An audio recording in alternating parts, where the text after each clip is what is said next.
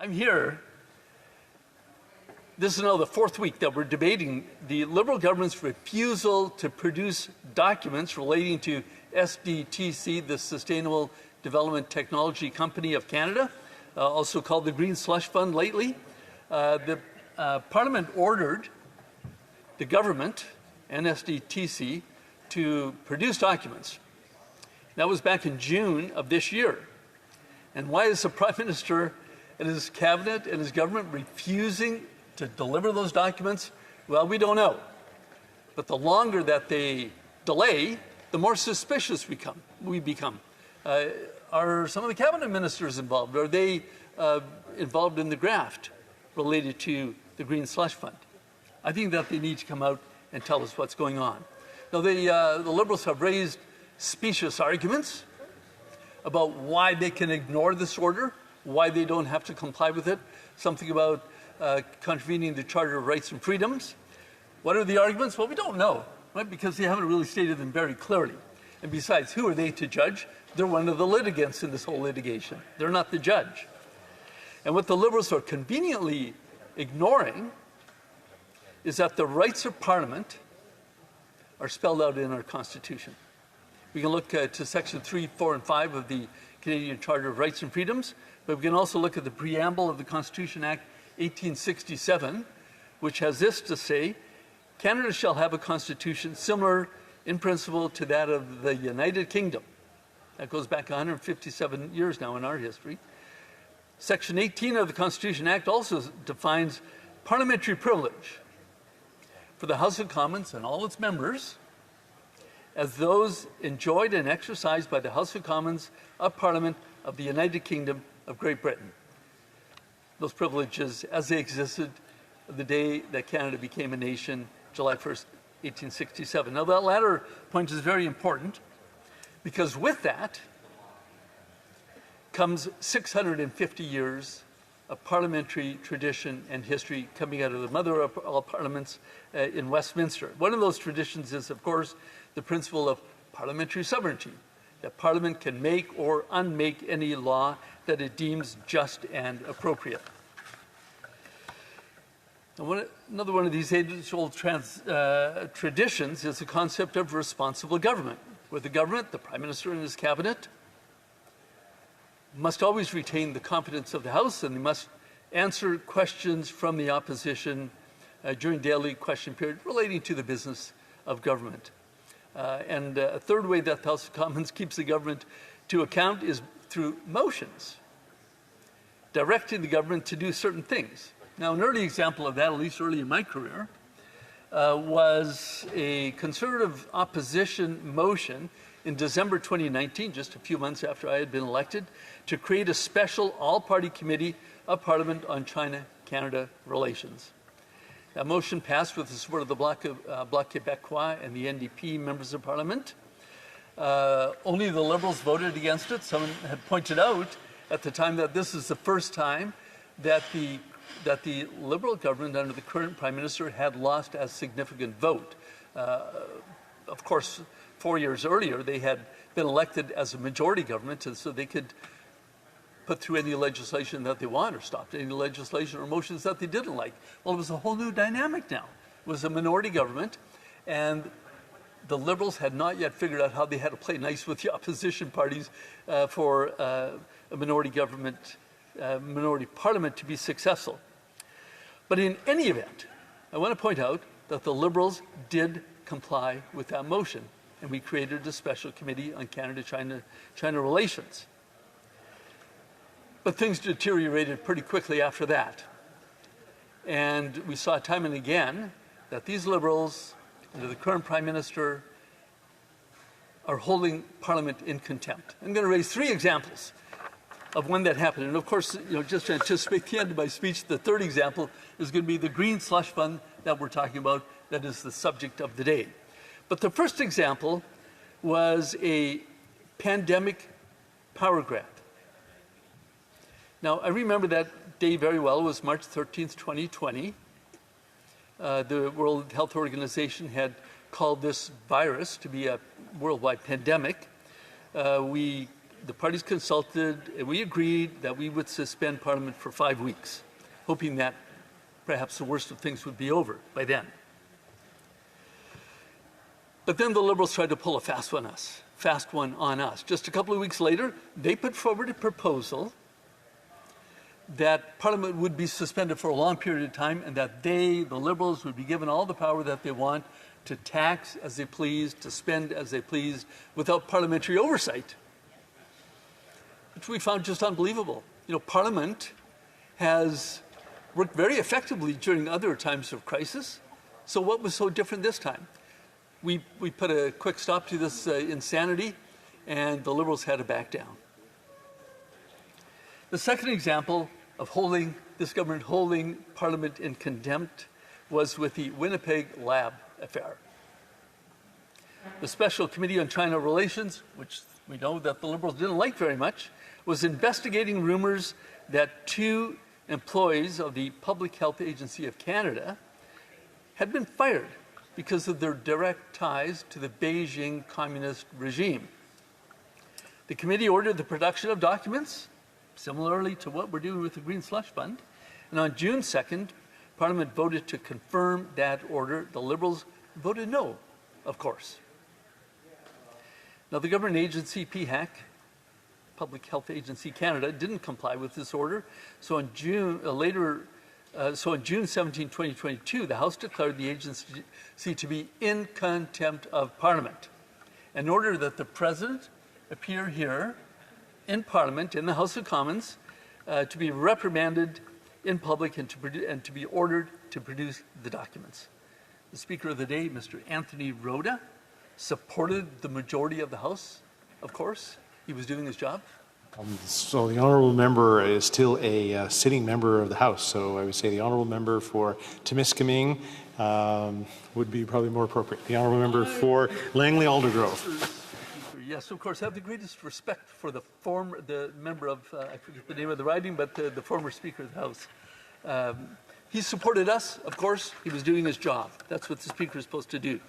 Now, we know the Liberals didn't like this committee, the Special Committee on China-Canada Relations, right from the start. We know that they didn't like the makeup of the 43rd Parliament, a divided House, and we knew that they wouldn't like this order for the production of documents because they wanted to keep all this ugly business that was going on in the Winnipeg labs and the relationship with the Wuhan lab in China. We wanted to keep all that ugly business under cover. But what we did not know, Mr. Speaker, was the degree of contempt that this Liberal Party held for Parliament.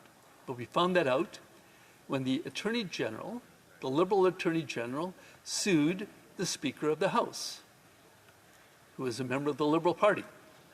A big showdown in court, the Attorney General's lawyers versus the Speaker's lawyers, all at the taxpayer expense, of course, because we were paying for all the lawyers.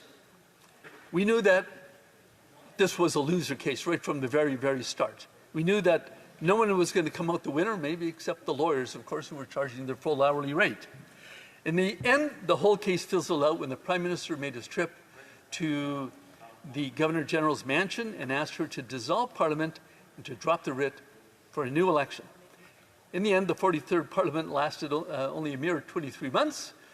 We had thought that the Prime Minister would do the responsible thing and wait until the pandemic was behind us. But no, right in the middle of a pandemic, he thought that perhaps Canadians would affirm what he had been doing, what they had been doing, and that they would return a majority government for the Liberals. Well, we all know how that ended. The 44th Parliament, the one that we're in right now, looks very much like the 43rd Parliament. $600 million in expenses to run that election campaign, and the House looks almost exactly as it did before. Roughly the same number of Liberals and Conservatives and NDP and the Bloc Québécois. We lost some of our colleagues, we gained a few others. Same with the other parties. But in the end, the Liberal government, even though they lost the popular vote, had the most seats, so they got to form government. The Conservatives were the official opposition, and the Bloc Québécois and the NDP looked pretty much like that they did before. And that brings me to the current issue of the day, the Green Slush Fund. The third example of this Liberal government holding Parliament in contempt.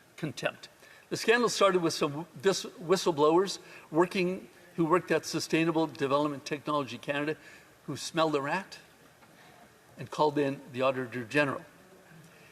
Now, a little bit of background. SDTC is a federally owned and created company with a mandate to promote public and private investment in green technology. A laudable goal, I would say. And if the Prime Minister had just left things alone, SDTC today would still be functioning and fulfilling its mandate. But he could not resist putting his fingerprints all over that company. He fired the then current board, Mr. Jim Balsillie, who's very capable at his job, but had some different disagreements with the Prime Minister, and the Prime Minister put in all his own people, friends of the Liberal Party. We know all of this from the Independent Auditor's report, which he tabled with Parliament on June 4, 2024. Now, just a couple of examples from the report, and I'm not going to list all of them because many of the other speakers have already done so. But $390 million misallocated to insiders, board members that the Prime Minister had appointed, so $390 million to those or to non-qualifying projects that didn't even meet the criteria. Also, 186 instances of conflict of interest, board directors voting money for their own companies. Hey, please vote for I'm going to step out of the room, please vote for my application of a couple of $1 million, and then I'll return the favor to you when it's your turn to step out. So it was just friends distributing taxpayer money amongst themselves. This is what one of the whistleblowers said after the auditor's report came out. Just as I always was confident that the Auditor General would confirm the financial mismanagement of SDTC, I remain equally confident that the RCMP will substantiate criminal activities that occurred within the organization. Now, these are very serious words. So not just mismanagement, but criminal activity. So the official opposition did what we are supposed to do, hold this government to account, and we put forward a motion for the production of documents. The NDP and the Bloc Québécois voted with us, doing their job as fellow opposition members. It's also their job to hold the government to account. That motion passed on June 10th, 6 days after the Auditor General's report came out. The Liberals, of course, were not happy that the motion passed, but this is the reality of a minority house, where they need to get the support of at least one of the parties to get their way. They failed. They did not do that. The order was made.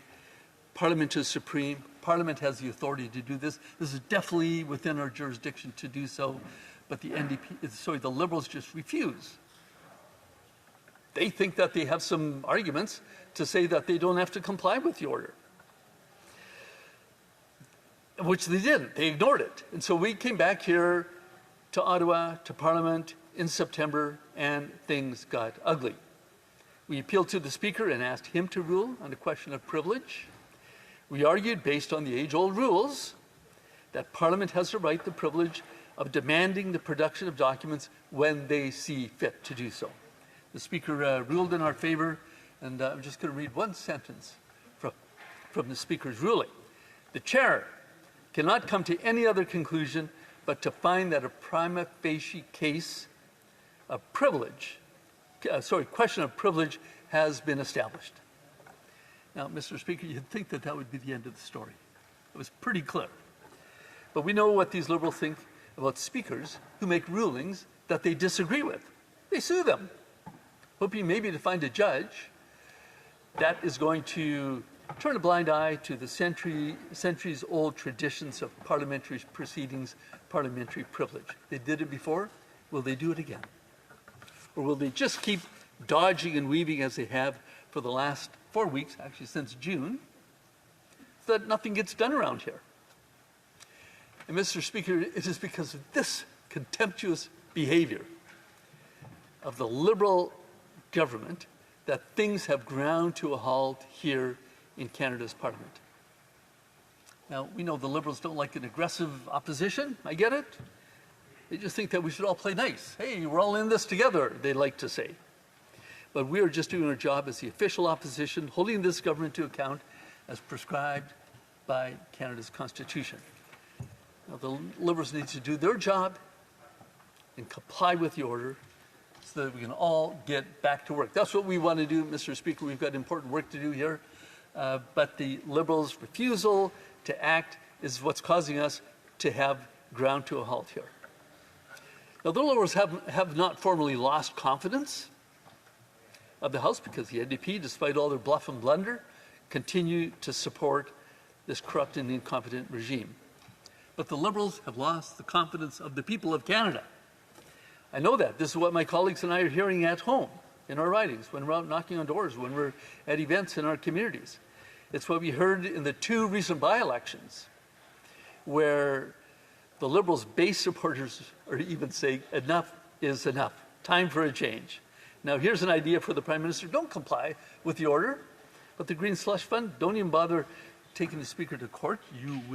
They will lose. Take a walk to the Governor-General's mansion and ask her to dissolve the 44th Parliament and call an election, because this is what Canadians want. They are ready for a government that will stop the corruption, that will fix what the Liberals have broken, that will offer common sense solutions to the problems facing ordinary Canadians, the people that we listen to. Canadians deserve a government that will axe the tax, build the homes, fix the budget, and stop the crime. Canadians deserve a government that doesn't play favorites but creates an environment where non-insiders can work hard and get ahead. They deserve a Canada. Canadians deserve a Canada that delivers on its promise to all who call it home, that hard work earns a powerful paycheck, and for pensioners and for workers, which buys an affordable home on a safe street in a country where everyone from anywhere can do anything as long as they work hard. And Mr. Speaker, all of this is achievable, but first we need an election. Call a carbon tax election. Thank you.